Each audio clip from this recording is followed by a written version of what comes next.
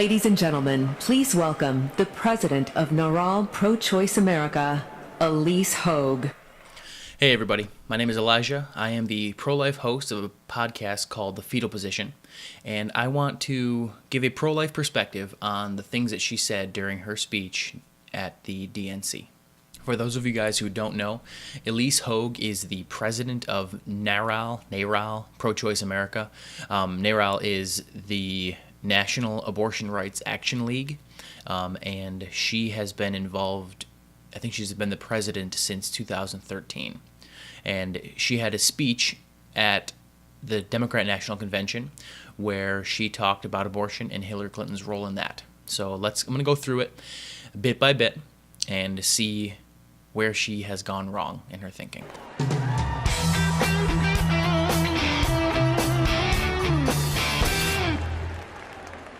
I am a fourth-generation Texan. Texas women are tough. We approach challenges with clear eyes and full hearts.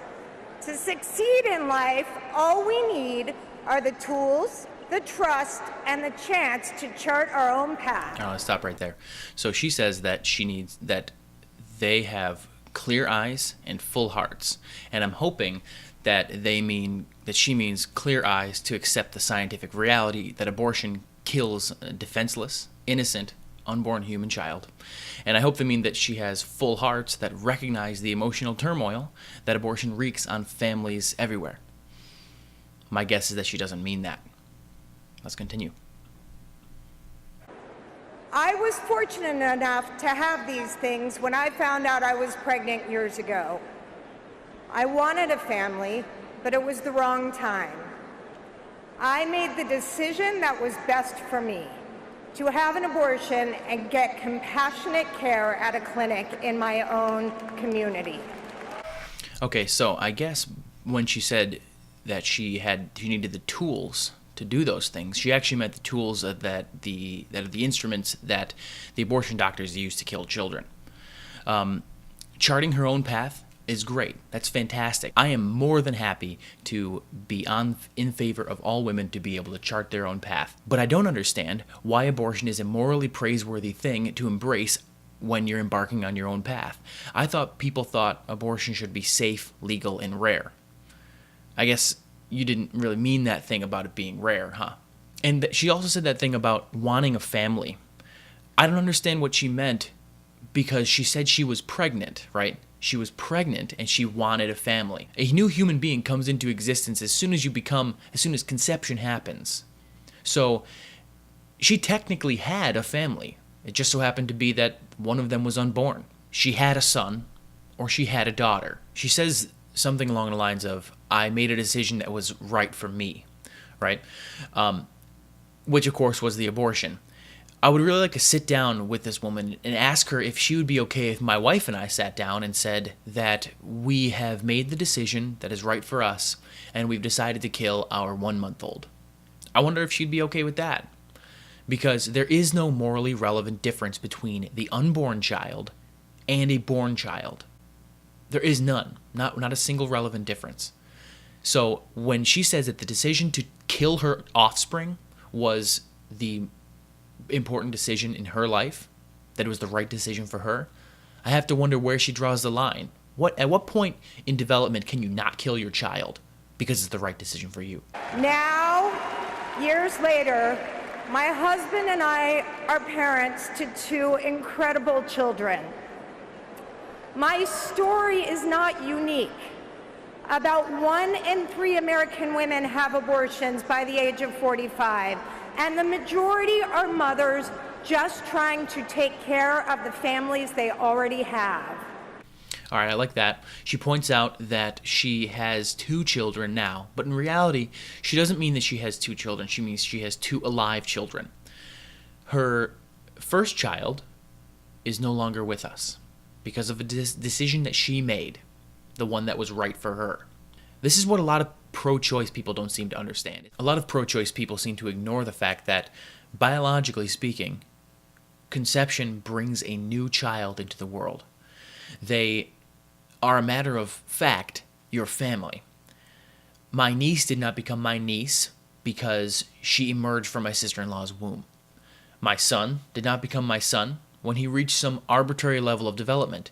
And my sister did not become my sister when she reached viability. When each one of those people came into existence, which was at conception, they were a part of my family. It's very strange to me to hear that she does not think her offspring is her family. I don't know. All right, moving on. You see, it's not as simple as bad girls get abortions and good girls have families. We are the same women at different times in our lives, each making decisions that are best for us. Let me repeat that. What'd you just say? We are the same women at different times in our lives, each making decisions that are best for us. The same women at different times of their lives. I wonder when she thinks this life begins. Because, as a matter of fact, she is the same woman as she was when she was conceived. Now, if she's fighting for women's rights, I have to wonder when she thinks those rights begin. After all, she's fighting for the rights of all these same women at different times in their life, right? So why is it that she can fight for the rights of women all across the age spectrum, but for whatever reason before they're born, we're going to ignore that? If our unborn daughters and sisters could speak, I wonder what they would consider to be best for them. I really don't think being killed while inside the womb would be best for them. If we want families to succeed, we start by empowering women. Great idea. Let's start by empowering women. Start by empowering women to embrace the facts about reality and to give them the love and support that they need to make the right choice and stop choosing to kill their children. I am done with the idea that women cannot be free unless their babies die. Moving on. Give us accurate information and access to health care.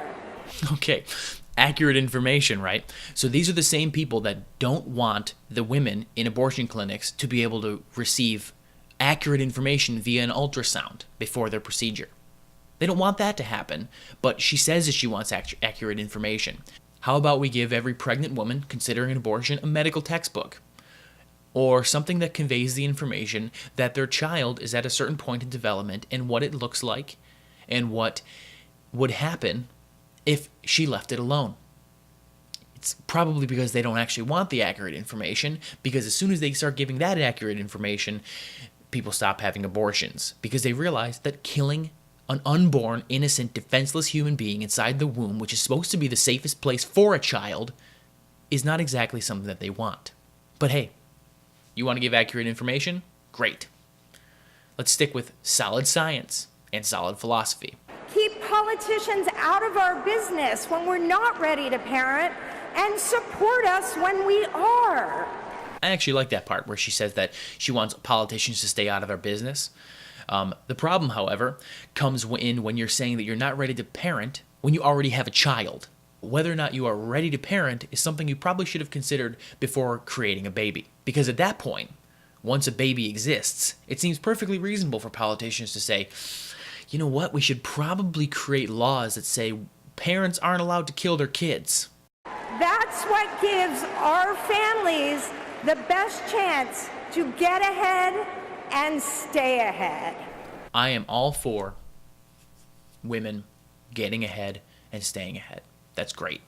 Do that. I love it. Fantastic. I fail to see how it is empowering to women when their political figureheads tell them that the only way they can get ahead is by killing their children. And that is what Hillary Clinton has spent decades fighting for. That last part is true.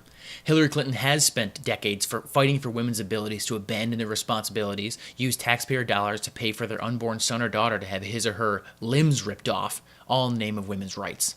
Why do these people think that the only way their liberation can be had is by spilling the blood of their own children? Donald Trump, he's different. He said women who have abortions like me should be punished. Yes, Donald Trump did say that women who have abortions should be punished. However, if you listen to the context of the conversation, the questioner essentially asked if abortion was illegal, should there be a punishment for it? And he said yes. Now, I haven't done a ton of research on the different types of punishment that should happen if women were to have abortions when abortion is illegal. But that's because I'm not an expert in law. Now, what Donald Trump says, and for those of you guys who know me, I am not a rabid defender of Donald Trump. I don't like him at all. But what he said does at least make a little bit of sense. Because when you have a law that has no consequence, can it really be considered a law if it's totally unenforceable? Let's imagine that someone says that child pornography should be illegal. But then they are asked, what should the punishment be? And then they say, well, there shouldn't really be a punishment. Does that make any sense at all?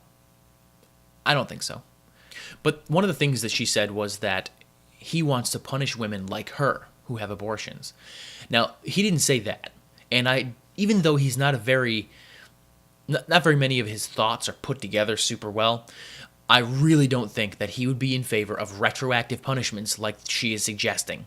That would be to say that we should punish people who have committed crimes in the past when that crime was legal. That doesn't really make any sense either. So I really don't think Trump is going to be defending that position. All right, moving on. He calls women pigs and says breastfeeding is disgusting.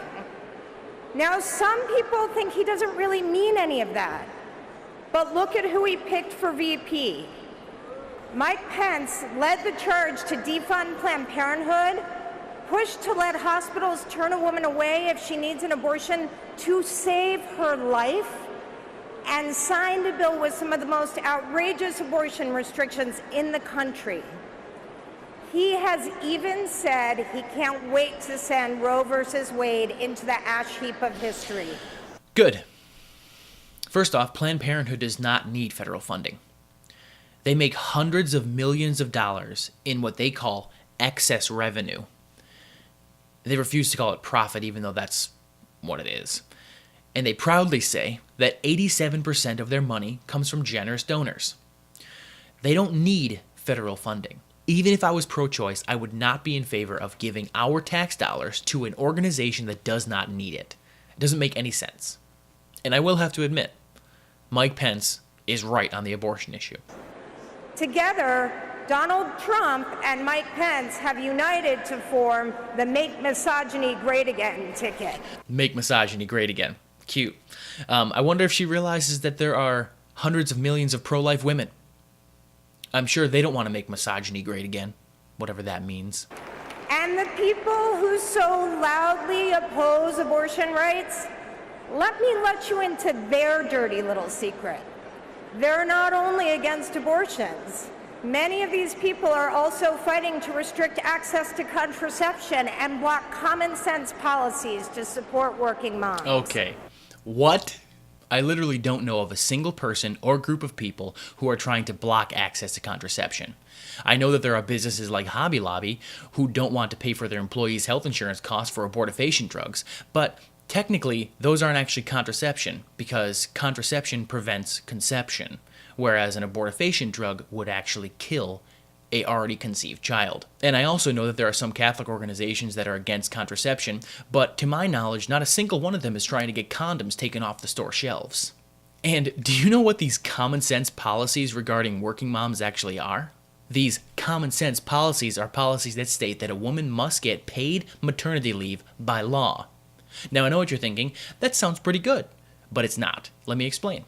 Let's imagine a situation where an employer can hire one of four people. He has all four people are equally qualified. They all have the same educational background. They all are in their, let's say, early 20s. And you have 3 women and 1 man. Who do you think he's going to hire? He is, more than likely, going to choose the man because the 3 equally qualified women are probably going to get pregnant within the next few years and require him to fork out a full year's pay because of a government mandate. And not only that, but the government mandate requires that the woman has her job when she comes back, if she decides to come back. So the employer now has to train someone to take her place for the entire year or more, depending on the government mandate you're talking about, for the year or more that she is gone, So there's the hiring cost, the training cost, and then this person is proficient in his or her job by the time the new mom comes back. And then what? Does he let the temp go? Does he put him in a new position? Basically, because of this common sense policy, the employer has hired someone that he doesn't need and has paid someone for an extended amount of time that he could have avoided had he just hired a dude. Now, I know that there are people out there who think that this is me being misogynistic or something, but it's not. It's a simple fact of reality. If you are forced to pay for someone to be gone for an extended period of time, what motive do you have to hire that person? None. Especially if there's another person who's equally qualified that will not have to be paid for that full year. It's just economics. These common sense policies are only common sense to people who are economically illiterate and who can't think themselves out of a wet paper bag. It's not abortion that bothers them. It's empowering women to live our own lives. And that's right. Really? It's not abortion that bothers us. It's empowering women to live their own lives.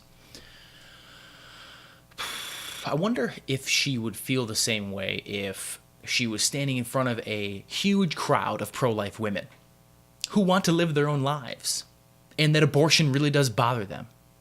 It's a good thing that Ilyse Hogue is here to tell us what we really think, because otherwise I might just be lost in thinking that maybe abortion is a thing that we shouldn't do because it kills defenseless human beings. I just don't like that women want to live their own lives. And when we have power over Liberty our and own equality. destiny, Liberty we and not equality at the only Democrat strengthen our National Convention. families, we honor our most cherished traditions of liberty and equality. These aren't... Wait. Go back. Say that again. These aren't just women's issues. These aren't just women's issues. Okay. Is she saying that these things affect more than women? Does that mean that I, as a man, am allowed to comment on them? I certainly hope so. But that would contradict the whole make misogyny great again thing, right? Because if they're not women's issues, then I can comment on them. And the fact that I have a Y chromosome does nothing to actually negate my argument, does it? All right, let's continue. These are the very foundation of our freedom. We need a president who has the experience, the wisdom, and the grit to stand up against the bullies. Just throwing it out there. If I'm going to pick someone to help me stand up against a bully, it's not going to be Hillary Clinton. Granted, Trump is kind of an idiot, but he's doing a pretty good job sticking it to the man.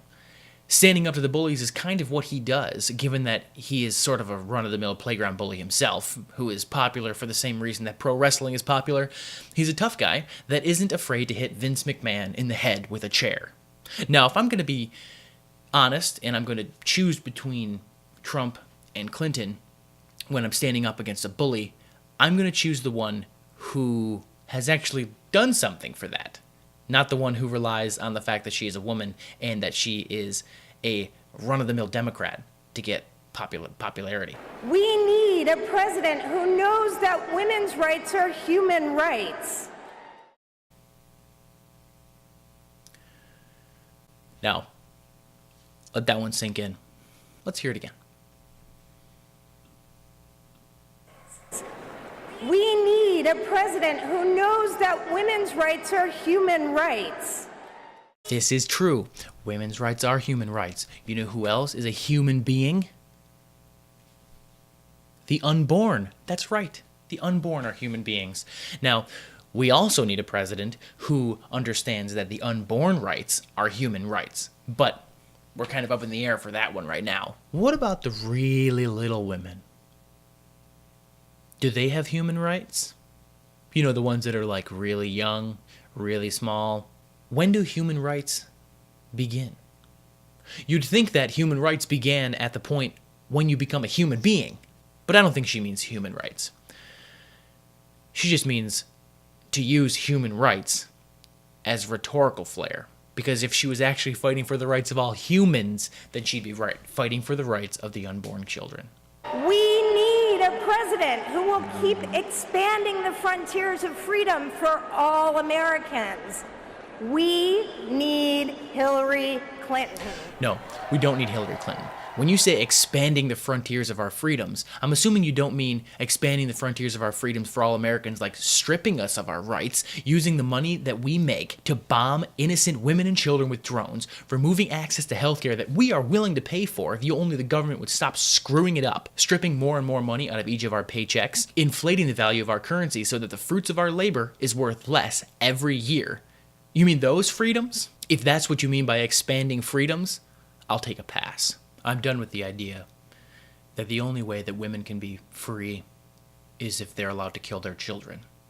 I don't understand the idea that women's rights depend on the ability that they have to slaughter their own children.